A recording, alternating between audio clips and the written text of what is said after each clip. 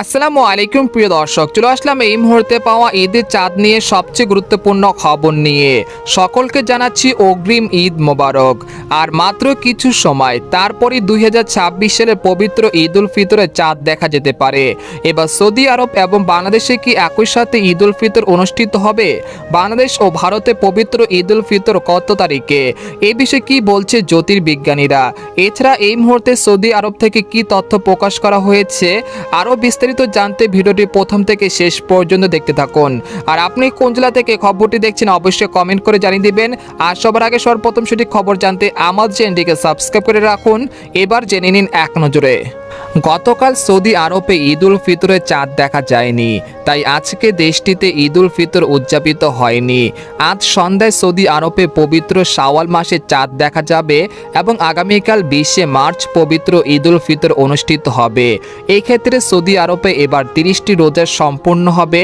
একই সঙ্গে আজ পবিত্র শাওয়াল মাসে চাঁদ দেখার জন্য প্রস্তুতি গ্রহণ করেছে সৌদি আরব।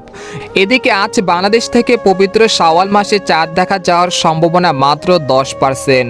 আর যদি বাংলাদেশে পবিত্র শাওয়াল মাসে চাঁদ দেখা যায় তাহলে বাংলাদেশে রোজা হবে 29টি এবং আগামীকাল 20শে মার্চ শুক্রবার সৌদি আরব সহ এশিয়ার বিভিন্ন দেশে একই দিনে ঈদ উল ফিতর অনুষ্ঠিত হবে।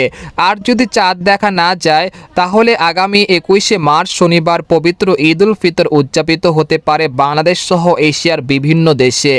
এদিকে ঈদের দিন ঝড় বৃষ্টিপাতের পূর্বাভাস যেসব জেলাগুলোতে: রাজশাহী বিভাগে রাজশাহী, নাটোর, পাবনা, সিরাজগঞ্জ ও বগুড়া জেলায় ঝড়ের ঝুঁকি বেশি থাকতে পারে।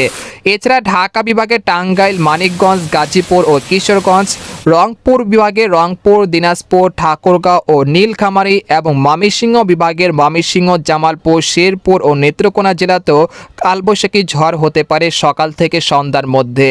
এছাড়া রাজশাহী, ঢাকা ও এর আশেপাশ জেলাগুলোতেও কয়েক দফায় কালবৈশাখী ঝড় হতে পারে ঈদের দিন। তো এই ছিল খবর। এরকম লেটেস্টিং খবর জানতে আমাদের সাথে থাকুন। ধন্যবাদ।